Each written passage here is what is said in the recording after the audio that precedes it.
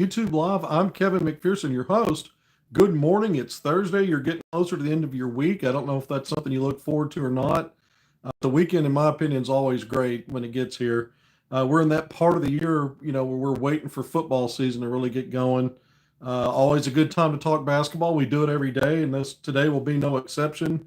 We'll actually have a combined, I think tomorrow, Friday, August 15th, I think I'm going to do a combined show when we come on. I'm going to do half of it basketball. The other half will be my football show here on HogvilleNET YouTube Live. We'll probably split that up, 15 minutes set aside for each. So that will be the goal. But today, like I said, we've got several things to talk about, including the latest in recruiting. This is becoming an interesting recruiting cycle in 2026. I use that word interesting a lot when I talk about John Calipari. So we're going to get into the newest developments and some, I think in some ways it raises as many questions as it provides answers. Recruiting is always a bit of a mystery until it's not, until you've settled on the players that you get committed, eventually signing on campus. There's always elements of, wonderment and curiosity and confusion sometimes. Sometimes we're puzzled about some things that happen, but even more so right now, I think there are more questions coming up. I think I just got referred to as a unit. Thank you for the comment if that's a positive thing. It sounds like it's good. That sounds like it's good. But this recruiting stuff. So we've been on the, kind of a theme this week is looking at the current team, and a talking point Calipari recently had on a podcast talking about, to be a contender, to really be in it in the end, to have a chance to be a final weekend team, a Final Four national championship team, you need top 10 players, at least a couple. And that's interesting. There's more than one way that's been said over the years. And he certainly had his share of that kind of team. Those kinds of teams with that kind of combination, at least a couple of guys that you'd maybe consider All-American caliber or lottery pick caliber, some combination. And so we are looking at this Arkansas team in terms of who could fit the bill. If we're going to say that this looks like on paper a team that can get all the way to the final weekend, a Final Four for the first time in over 30 years, and if Calipari's right, he needs at least a couple of top 10 guys to do it. Who could those guys be? We talked about Carter Knox yesterday. Today, we're going to talk about Darius Acuff Jr., the true freshman, incoming freshman. Tomorrow, in our basketball part of the basketball football half and half, we'll probably talk about Trevor Brazile. Today, it'll be Darius Acuff Jr. Arkansas also recently put an offer out that we've already talked about, and been a little bit delayed in bringing some of his quotes. When I asked him about it a few days ago, he gave me some good quotes, not only about Calipari and his offer, but also potential upcoming visit, which we've also referenced. And so we'll go through what he said, this recent Razorback offer in terms of those things. All right, so we're nearly 3.5 minutes in. Thank you for joining me once again on HogvilleNET YouTube Live. I'm Kevin McPherson. Let's jump right into it. We were surprised a little bit yesterday. A new offer announced by Chase Foster, a 6'8" forward out of Baltimore, Maryland, plays at IMG Academy. We know, speaking to Darius Acuff Jr., that's the program that he came out of this past season to come to Arkansas. But Foster's ranked number 38 in the country, so a 4-star by 247 Sports. Again, a 6'8" forward playing in the spring and summer for 17U. Team Mello and Calipari and Arkansas staffers got to see him play multiple times throughout the spring and summer. But this is in the same vein as a Cole Clower, who recently, he picked up his Arkansas offer in late July at the end of Peach Jam. This is a few weeks later where you're getting an offer coming out on a player that you haven't really been pursuing for a long time. Most of the priority targets are players that Calipari's been recruiting for at least a year, usually more than that. But you're seeing now, in addition to Clower, Chase Foster getting these late offers and players that really haven't been on the radar until they get these offers, which tells me several things. It answers some things, but it also raises several questions, and it makes the bigger picture murkier, maybe. It certainly raises the possibility to go down different rabbit holes as you're trying to interpret everything. And so we'll do a little bit of that today and go through some of the speculative, what does this mean? And then we'll have a little source intel on a couple of things that weighs in on some of this stuff as well. When we look at this player, Team Mello had a really good July. I talk about it all the time. You have live eval opportunities, not as many anymore in the spring. One in May, you have a couple in June on the Scholastic events. You're off the shoe circuits. Then July it ramps back up with shoe circuits, and you get 2 live eval periods. And this is one of the players that made the most of that, Chase Foster. Again, 17U Team Mello on the Nike EYBL circuit. 18.8 points per game, 8.3 rebounds, 1.3 blocks, 48.4% overall field goal shooting. That was brought down by his 3-point attempts, only 20.8%. So that's really not in his wheelhouse. And 83.3% from the free throw line. Now look, for a frontline guy, a forward, a power forward, or maybe a versatile four, which I think he is, not because of his shooting prowess, but some other things. The 83.3% is attractive free throw shooting. That's a good number. But again, he really played probably his best basketball on the circuit in July, and that's when he started picking up offers. You saw several SEC teams, Oklahoma, Texas A&M, Vanderbilt, offered him in mid-July. Villanova, Pitt, in his part of the country over there, closer to where he's at in Baltimore, extending offers to him, as did Oklahoma State. And we're going to talk about the Cowboys here in a minute in terms of what are some questions that are coming up here, because he's got an upcoming visit later this month to Oklahoma State, and it raises some questions for me about when might Arkansas get him in, because I don't think this offer happens for Foster any more than I did the Cole Clower offer, unless Calipari and the staff had already worked through the idea that this player is acknowledging that they're going to come on to campus for a visit. These offers are not going public. They're not being made and then going public unless that's already been worked out. We know visits can change and sometimes they don't materialize, but right now this offer is tied to an upcoming visit. I don't have dates for that, but we went through yesterday the 7 players, 4 of those dates known, the other 3 that we know they're finalizing visit dates. You can add Chase Foster to that list and it grows to 8. That list grows to 8 now. So that's one thing. That's one answer I have. This offer is tied to an upcoming visit at some point. So it brings up several things. One thing that we get out of this is when we talk about getting a visit, when could that be? We know that the 4 visits we know about begin in mid-September and run through early October. So you've got plenty of dates before that. Now we're still in a recruiting dead period. You can't take visits now. The 20th is the final day of that. And then you've got a few days after that where it becomes a quiet period. Well, recruits can come onto your campus for official visits. So could Arkansas be getting Chase Foster in later this month? Not too far down the road is Oklahoma State, where he has an official visit set up August 28th. So you wonder, that's just one day that we've seen listed for a date. That's on a Thursday. Is that when he's arriving and going to visit through part of the weekend? Is he arriving the day before that and going to have most of the 28th as his visit date and then be free for the weekend? Because here's what's going on.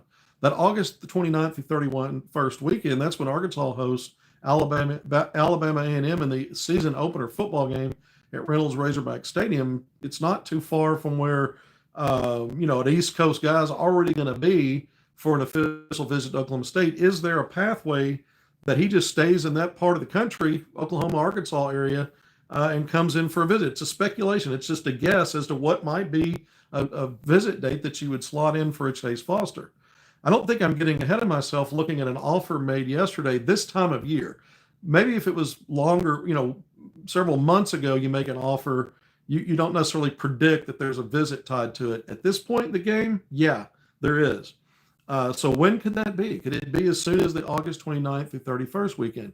Could it be the next week or so leading up to the 4 visits that we know about that are scheduled beginning again in mid-September there, Fandiani, September 12th through the 14th, the following weekend, Jordan Smith Jr., September 20th through the 21st, the following weekend, Tay Kinney, September 26th to the 28th, the following weekend, Cole Clower, who we've just talked about, the October 3rd through the 5th. And 3 of those 4 visits are on weekends where the football team's on hosting game. You're not going to see the fan atmosphere. The staff has shown now in 2 recruiting cycles back to back, they'll bring players in on visits when there's not football games. They'll also bring them in when they do have football games. So this is kind of heavy set right now toward, really focusing on the basketball aspect. And you're not getting that fan atmosphere. I know I make a big deal out of that. I talk about that a lot. I just think it's kind of interesting, the perspective the staff has on how to best capitalize on these opportunities. A lot of it's just timing. Players are taking other visits as well, so you're working those things in, and you might want to have make sure that you're not having overlap. One thing Arkansas hasn't done is brought players in for OVs on the same weekend as another player they have in for an OV. They've always had, when they've had other visits on campus during one OV, it's been unofficial visits. So they have done that, but they haven't quite done it this way. So this is, again, we're just doing some guesswork. If you're not doing it on those dates, late August, early September, maybe it's a little further down the road, sometime in October. But again, he's got that Oklahoma State visit on August 28th. Okay, so let's go about what we think we know. We think we know that Cal thinks he's getting a visit here. We just said that. The next thing, but it brought up questions. When would that be? This also answers this offer to me that Calipari is prioritizing frontline prospects in this class. He hasn't really signed a preferred front-end high school player that plays a 4 or 5 spot. Hasn't done that. It's been guards and wings. Paulo Samito was a late addition, a spring guy that wasn't your highly coveted front end, your NIL padded guy. Not to say that eventually down the road as a development guy, he won't help Arkansas and end up being technically the first frontline guy on the high school level that made an impact in terms of when he was brought in. But the guys you're really targeting on the front line, there's multiple now, because we not only have Chase Foster as a 6'8", 4. We mentioned Cole Clower. He's more of a small forward wing, but could maybe be a 3-4 combo. Mika Miernan, who's a stretch 4, potentially a 4-5. Baba Aladattin, who's talked a lot about reclassing from 2027 to 2026 as at least, he and Mika probably NBA level 3-4 combos. College level, you can make a case 4-5s. But you've got frontline options here in terms of at least that 4 spot. And of course, Arafan Diane, the 7-1 center. So you've got a handful of players you can argue are frontline targets among several guards and wings that we know Calipari's prioritizing in this same class. So now we know he's wanting to pick up. He's wanting to get some frontline guys out of the high school ranks. He's been doing the center position via the portal. He's been doing, keeping Trevor Brazil as retention, bringing Adu Thera, who's now in the NBA, as retention, bringing him from Kentucky to Arkansas, who played mostly the 4. Most of his frontline stuff has been not from high school, right? It's been there. So we know he's wanting to get at least 1, maybe 2. That answers that question. That's an answer about this offer. But a question that also comes up based on this is, could it also mean that maybe some of the players they've been prioritizing as frontline forward guys, a Mika Miernan, a Baba Aladattin, maybe they're trying to cover their bases and make sure they have some insurance if they want to add a 4. Remember, Trevor Brazil is going to be out of here after this year. If they want to add a 4 out of the high school ranks, kind of casting a bit of a wider net and make sure they've got coverage in case something falls through with one of these other guys. Remember, you're only taking 3 or 4 tops probably. You've already got J.J. Andrews, so that number shrinks to 2 or 3. And so you're casting a wide enough net that you can hit position groups that you want to add and make sure that you get somebody. He'll take other visits, I'm sure, but we're keeping an eye on that. So it brings up questions. Has something fallen through on somebody else, or they're just trying to cast a little bit wider of a net for that position group? Something that he again has not prioritized in high school recruiting when you look at frontline forwards and centers. All right, so let's move on to the next thing that I've noticed about this. This kid's from Baltimore, Maryland, Jordan Smith Jr., primary target for Arkansas out of Fairfax, Virginia, basically Washington, D.C. We know that Baba Aladattin out of Maryland, Silver Springs, Maryland, as well. So there's a focus all of a sudden, it seems like it's kind of out of the blue, but all of a sudden on, Calipari kind of rolling with this DMV area recruitment. Several guys in that area, D.C., Maryland, Virginia. And I just mentioned those names. And so is there any connection there? Is it coincidence? Maybe it's coincidence. Maybe there's a relationship between players or friendships or things that you're trying to play on and sell and package something. I mean, I just don't know yet. That's also speculative things I'm going to have to dig into and see what I can find out. We can talk about that and bring intel on some of that later. So these are all things that it answers some things. Now we're starting to see a bit of a pattern in that area, but that also brings up questions. Is that a coincidence? Is it not? Is there something to that? So several things there. I mentioned the other offers.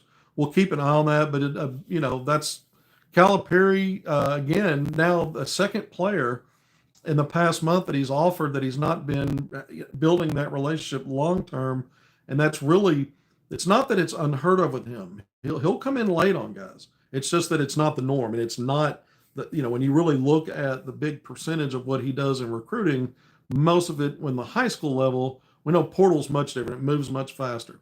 High school level, he really spends time and builds those relationships. So it's interesting takes, and we'll see how things shake out.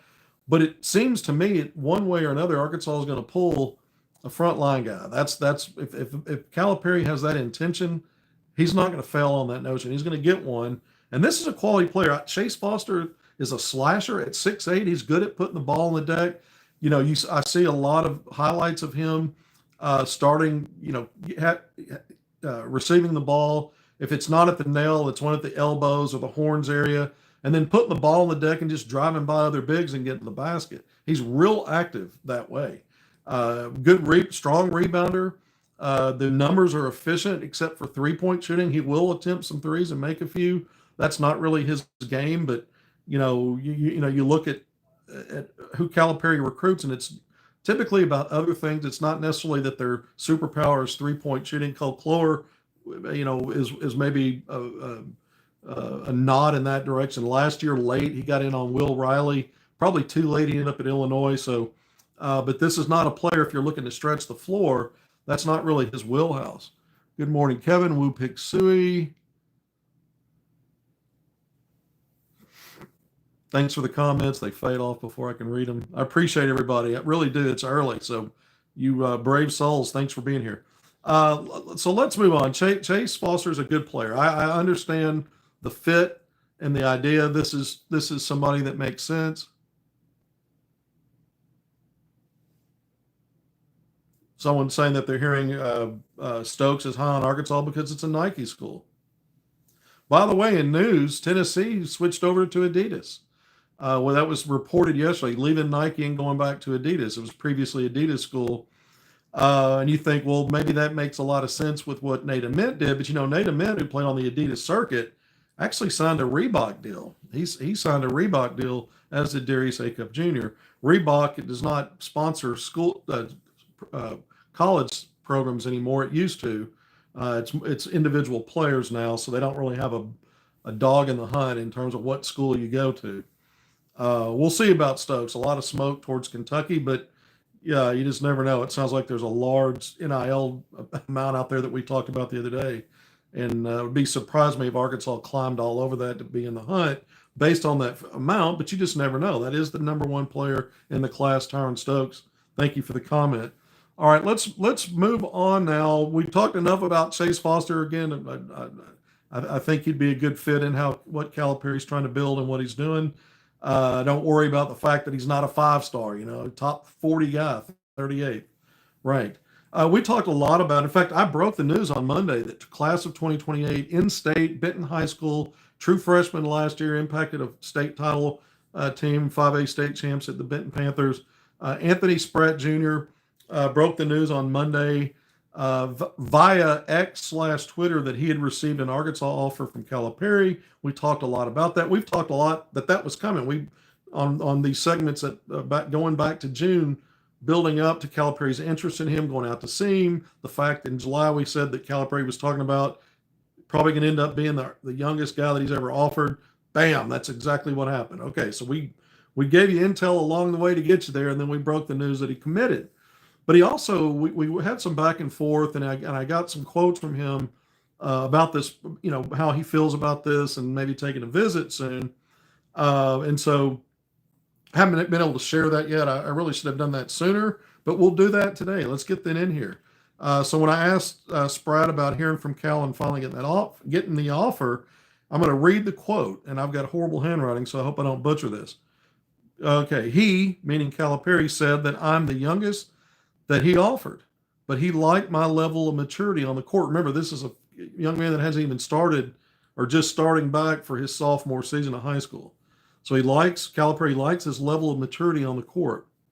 Back to the quote. It feels really good to get an offer from my home state because this is where I started my journey. So, this is a big deal. Any Arkansas kid, any in-state kid, this is the third in-state player to pick up an offer from Cal. We know Isaiah Seeley, now a freshman at Arkansas. J.J. Andrews, a five-star. I've got him ranked top 5 in that 2026 class. We're talking so much about closing it. Hogs are off to a great start with J.J. Andrews off the board. So 2 offers, 2 commitments, 1 on campus now. And the third offer, again, I think that's advantage Arkansas Calipari down the road with Anthony Spratt Jr. But that's what he had to say about Cal and the offer. So he's excited about this. And then, I asked him about the visit because his dad had told me, we're looking to get on campus as soon as possible, but they have other things going on. They get CP3 Rising Camp here in the next few days, coming up soon, and that'll be out in North Carolina, I believe. That's a camp for the top high school freshmen and sophomores in the country. So he's got that upcoming, and we're still in a dead period. So it's just kind of, when does this happen? School's starting back as well. But regarding the visit, he says they haven't given me a date on when to come, but he, meaning Calipari, said they are going to get me up there soon. Well, we've been saying that. That's the idea. That's the goal. But now the players weighed in. We asked him, let him speak for himself, and that's what he told me. So, if you think about it, opportunities to come in the fall, maybe to come to a game, let him come in and experience one of the football games, or it could be basketball season. But look back last year, you had sophomore, at that time, they were sophomores. They didn't have Arkansas offers yet. Spratt does. But both Tyrone Jameson and Devin Cleveland, who we've talked a lot about in class of 2027, because they just received their Arkansas offers. They're incoming juniors in high school. But this time last year, they were sophomores, the same Spratt will be. And you had Devin Cleveland came in, the 6'3 guard now at La Lemure in Indiana. He came in for a football game. He was there on campus in October for an unofficial visit when Arkansas hosted LSU. Chris Sinak Jr., class of 2025, now at Houston. Arkansas faced him this year, was on an official visit. Abdou Toure, class of 2026. Arkansas is finalizing an official date for him now, trying to get him committed. He was on for the same weekend, the same game, on an unofficial visit as well. So you had 3 players in, Devin Cleveland as a high school sophomore. So that's what that looked like for him. Fast forward to the season opener against Lipscomb in early November, and Tyrone Jameson, the top 15 rated 5-star guard, class of 2027, in for an unofficial visit for that Arkansas Lipscomb game, the season opener in early November. So we can see an opportunity for him to come in at any time. He could come in multiple times. How soon it will be, but we also see a kind of a pattern of when they brought other young players in their high school sophomore season in for unofficial visits. They brought them in to attend games. Doesn't mean it'll exactly happen that way this time. With an in-state kid, it's easier for him to get up the hill, right? Pretty easy to get from Benton to Fayetteville, a lot more easier for him than these other guys. So it could be at any time, but we just brought up some of the historical stuff there as we take a look at that. All right, 24 minutes in. Thank you for joining me on HogvilleNET YouTube Live. Let's shift gears here. And remember, Anthony Spratt Jr., 6'6 wing, again, out of Benton High School. Darius Acuff Jr., let's make the case. We've talked a lot about how he could be Arkansas's leading scorer. He could be potentially Arkansas's best player. He could be an all-league kind of guy. Certainly seems like a can't miss. You don't ever want to jinx something by saying that for all freshman team, potentially freshman of the year, those kind of things in the SEC. But let's scale it up a little bit to All-American talk. Yesterday it was Carter Knox. We went down that road.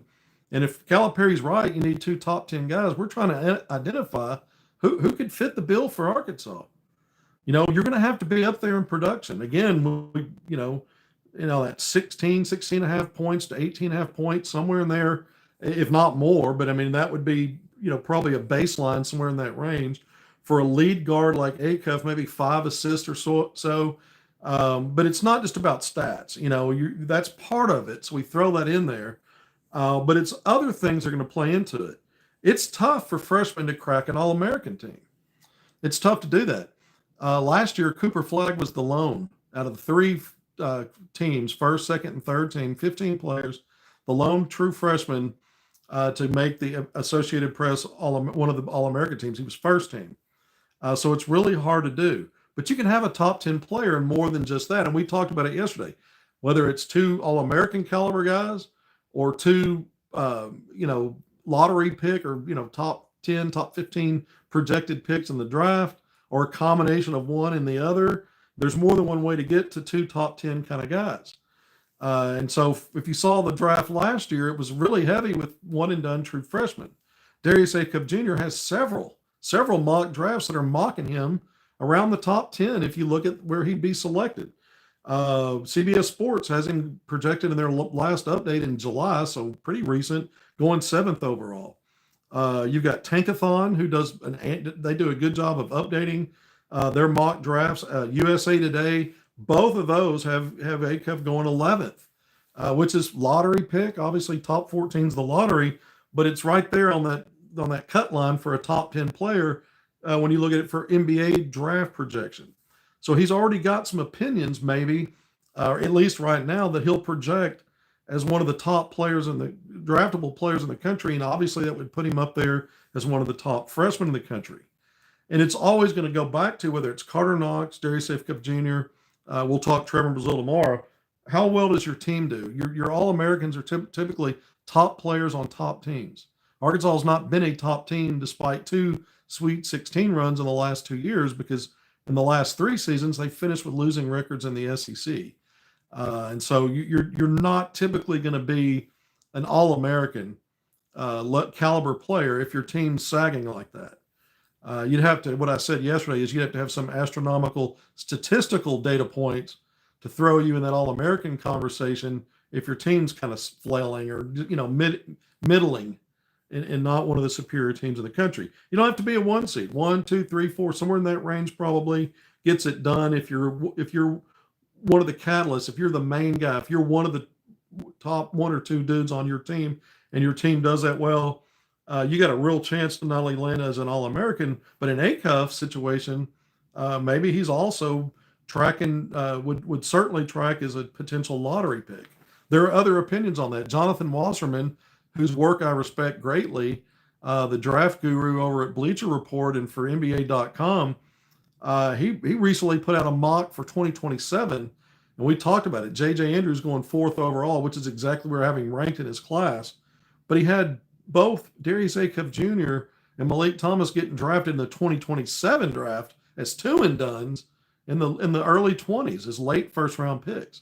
So Wasserman, and he's got a top 50 big board that he put out earlier this week for 2026. He's got Acuff 29th, and he's got Malik Thomas 32nd. He has Carter Knox 18th on that, by the way. So just outside the lottery in terms of how he values a big board. Now, so Acuff, so there are other opinions that maybe he'll not be a one and done. But it doesn't mean that he can't have the kind of season and impact Arkansas to be a final weekend team and be what Calipari described. One of the players you look at. In the SEC last year, Boogie Fland, if he'd stayed healthy, he really had his work cut out for him to be an All-American level kind of guy. Because you had players in the league, Zakai Ziegler at Tennessee, Mark Sears at Alabama. Florida had Walter Clayton Jr., Jeremiah Fears, who came in as a freshman at Oklahoma and ended up being a lottery pick, had a great season. I mean, it was a loaded lead guard, top-notch lead guard league, and all those guys are gone now. There's other players. The path's a little bit easier for Acuff to stand out as a lead guard. It's a little easier. It's interesting though, because Boogie Fland is still in the league, but he's at Florida, so there's competition there. He's projected as one of the top players in the league coming in for a sophomore season.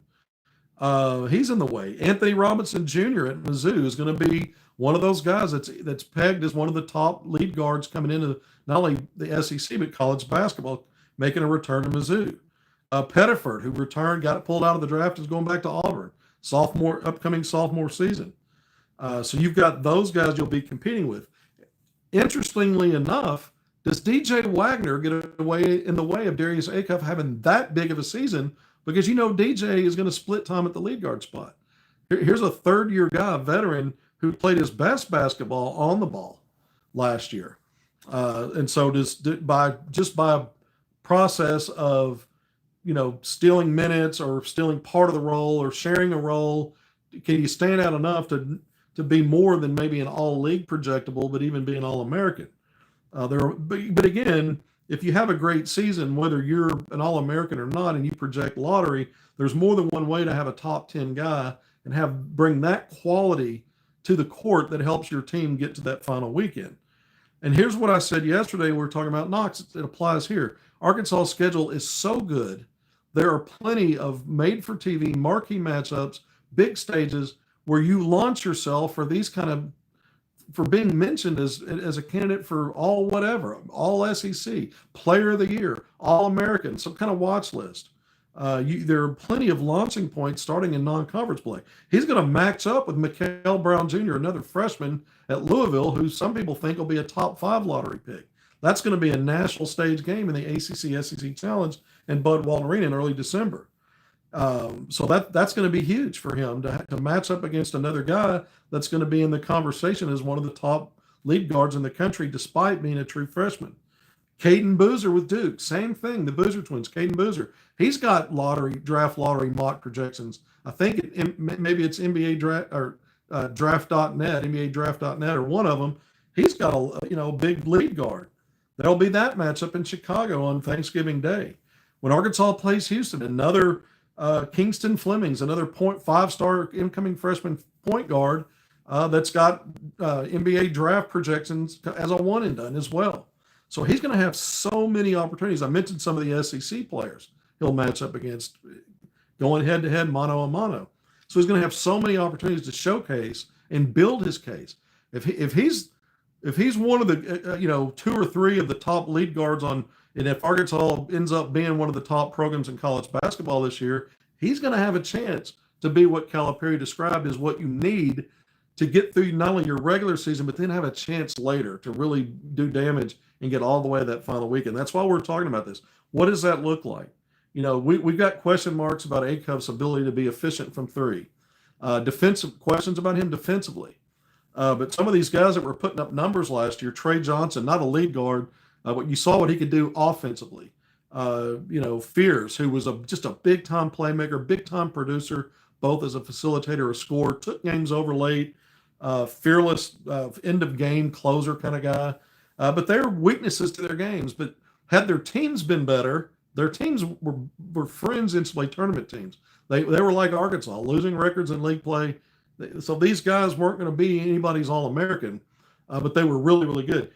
If Arkansas is really, really good, and so is Darius Acuff Jr., he's got a shot at that All-American stuff. And he also will have a chance to position himself as a lottery pick. So it could be both. It could be an either-or situation, but he's in a position to be what Calipari described as what's needed. Obviously, you can't just get it done with 2 top 10 guys. You need a great surrounding cast, really good team chemistry. You need to not have the injury issues. All the stuff we talk about applies. But who are the dudes? Who are the guys we're singling out right now? They're the ones you're going to need to be what. If Calipari's right, then who's going to wear the cape? He needs more than one, he says. He needs 2. I've identified so far Carter Knox, Darius Acuff Jr. Tomorrow we'll talk Trevor in Brazil. But those are my top 3 right now. Is who could fit the bill?